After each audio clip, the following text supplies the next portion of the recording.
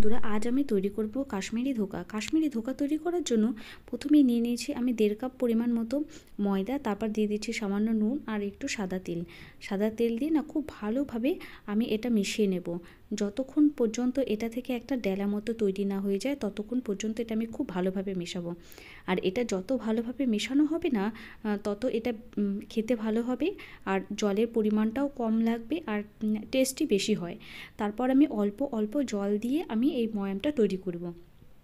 ময়ামটা কিন্তু একবারে জল দিলে বেশি একদম নরম হয়ে গেলে তারপরে কিন্তু খেতে অতটা ভালো হবে না, তাই অল্প অল্প জল দিয়ে মাখবো, একটু টাইট করে মাখবো।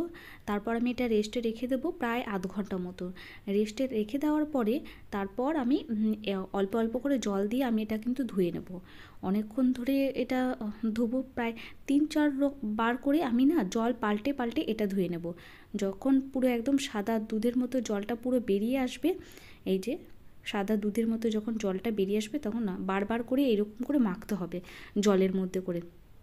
তাহলে ময়দাটা না একদম নরম নরম যখন হয়ে যাবে তখন এটা খেতে খুব ভালো হবে, ভালো লাগবে। প্রায় মাশরুমের মতো আমার কাছে এই টেস্টটা লাগে। তো তোমরা এটা অবশ্যই একবার হলেও বাড়িতে ট্রাই করো। তারপর আমি ওইটা থেকে অল্প অল্প করে আমি কড়াইতে তেলে একদম ধোকাগুলো ভেজে নিচ্ছি। আর এই ধোকাটা দিয়েই না ভাত খাওয়া হয়ে যায়, এত সুন্দর টেস্টি লাগে ভাজা ধোকা দিয়ে।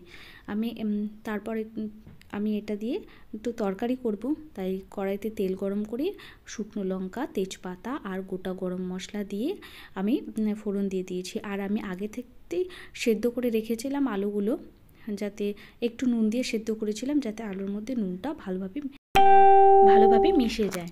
তারপর আমি দিয়ে দেব শুকনো লঙ্কা, হলুদ, তেজপাতা দিয়ে ভালোভাবে 2 মিনিট কষাবো। তারপর এর মধ্যে অল্প পরিমাণ দিয়ে দেবো সস।